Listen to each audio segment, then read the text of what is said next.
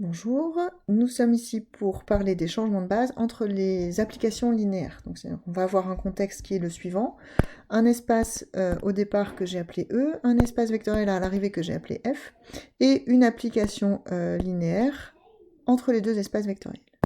Mon premier espace E va être de dimension n et va être pourvu de deux bases, une base B, une base B', tandis que F va être pourvu d'une base C, d'une base C'. On va pouvoir construire alors la matrice de F dans la base B' et C' au départ et à l'arrivée. Et ici, pareil, on va pouvoir construire la matrice de F dans la base B et C.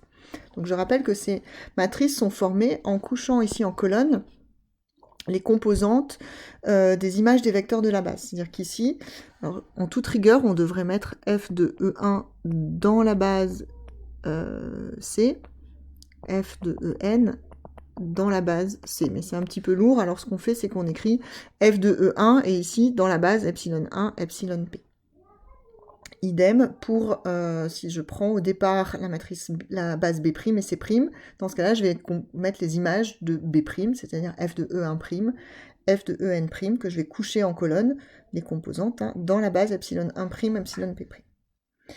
Ces deux matrices représentent la même application linéaire, et donc je vais chercher quel est le lien entre ces deux matrices. Je vais essayer de voir comment on peut passer de l'une à l'autre.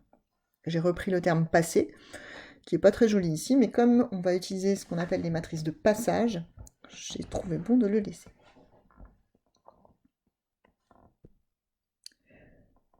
Donc, nous avons notre application linéaire qui mange un vecteur U et qui ressort un vecteur f de U. Ce vecteur U, il peut être vu soit dans la base B, soit dans la base B'. Et son image, soit dans la base C, soit dans la base C'. On a déjà vu que si on mettait, si j'appelais P la matrice de passage de B à B', on avait la relation suivante. C'est-à-dire que quand on monte comme ceci, on multiplie à gauche par la matrice de passage de B à B'. De la même manière, si je me place dans F, les composantes de f de u dans la base C sont égales à la matrice de passage de C à C' fois les composantes de f de u dans la base C'. Et dans l'autre sens, du coup, je multiplie à gauche par la matrice de passage de C à C' moins 1, par l'inverse de la matrice de passage. C'est-à-dire quand je descends ici, je multiplie à gauche par P de C à C' moins 1. Quand je cherche l'image, si je suis dans la base B au départ, C à l'arrivée, je vais multiplier ici, à gauche, par la matrice de passage de... la matrice de F dans les bases B et C. Et si je suis ici dans la base B' et C', je vais multiplier par la matrice de F dans les bases C et C' à gauche. Alors avec des notations un petit peu plus légères, mais bon, ça fait quand même introduire 8 notations, hein, donc pas forcément évident. Donc j'ai appelé P la matrice de passage de B à B', Q celle de C à C', grand X les composantes de U dans la base B, X' dans la base B', A la matrice de F dans les bases B et C, B dans les bases B', C', et Y F de U avec un prime si je suis dans la base C'. Avec toutes ces notations. Si vous prenez ici un vecteur,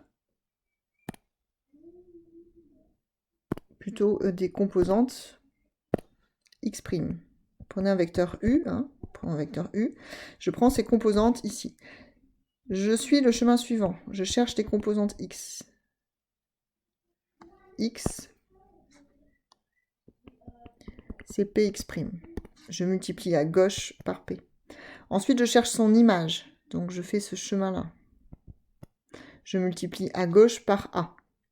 Donc, Y, c'est AX. AX qui était lui-même Px'. Ensuite, je fais ce chemin-là. Je multiplie à gauche par Q-1. Donc, Y', c'est Q-1, Y. Qui est donc égal à Q-1 à Px'. Donc là, j'ai suivi le chemin Je pars là, ici et là.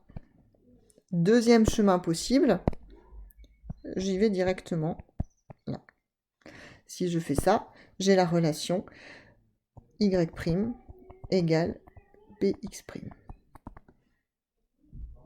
Et finalement,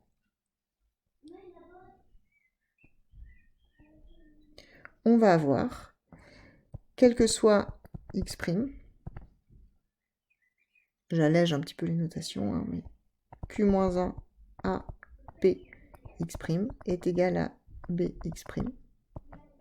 Ce qui va vous entraîner, puisque c'est vrai pour tout vecteur colonne ici, qui représente les composantes de U, pour tout U, donc pour tout jeu de composantes, vous avez donc q-1 AP fois x' égale bx', ce qui va vous entraîner que B égale q-1 AP.